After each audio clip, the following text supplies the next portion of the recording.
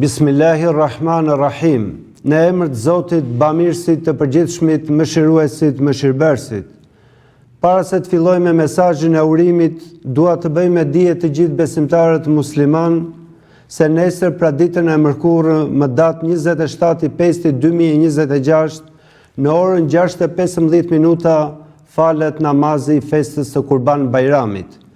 Të nderuar besimtarë, ju përshëndes me paqen dhe sigurinë që vjen prej krijuesit ton, mëshirues, dhe ju uroj gëzuar për shumë vjet festën e Kurban Bajramit. Në festën e Kurban Bajramit manifestohet përkushtimi, pastërtia, devotshmëria ndaj të Madhit Zot. Festa e Kurban Bajramit erdhi që të ringjallë shpresat tek besimtarët musliman, t'i forcojë ata më shumë në besnikërinë dhe përkushtimin ndaj të Madhit Zot.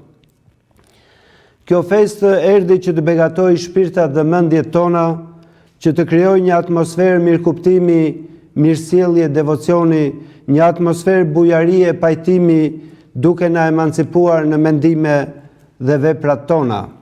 Kjo festë ka për qëllim kryesor devotshmërinë e njeriut, pastrimin e tij shpirtëror dhe edukimin e tij me vlera dhe aspiratat larta njerëzore.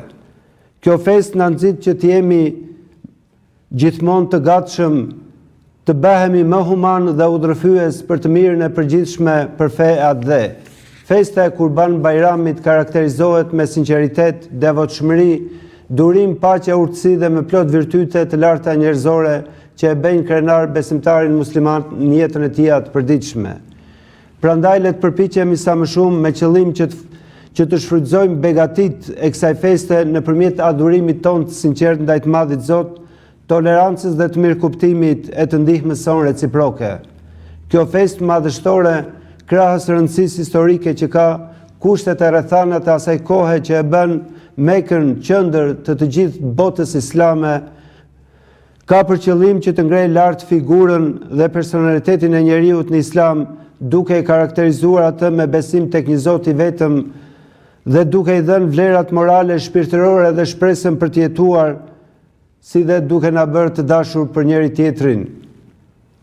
Dhe për gjitha këto vlera kaq të larta e lutim Allahun e lartësuar të na drejtojë me shpirt e me zemër në këtë qendër të rëndësishme shpirtërore, drejt të cilës drejtohemi 5 kohë të namazit me lutjet tona. Me këtë rast mesazhi i urimit drejtuar mbar besimtarëve musliman është gëzuar nga mot festën e Kurban Bajramit. Së fundi i lutem Zotit që kjo festë të sjellë në familjen e çdo shqiptari paqe, qetësi dhe harmoni. Zoti fuqiplot begatoft popullin, vendin dhe kombin ton, paçi, mirësi dhe begati. Zoti ju pranoft adhurimet që kryeni përgjatë festës së Kurban Bajramit.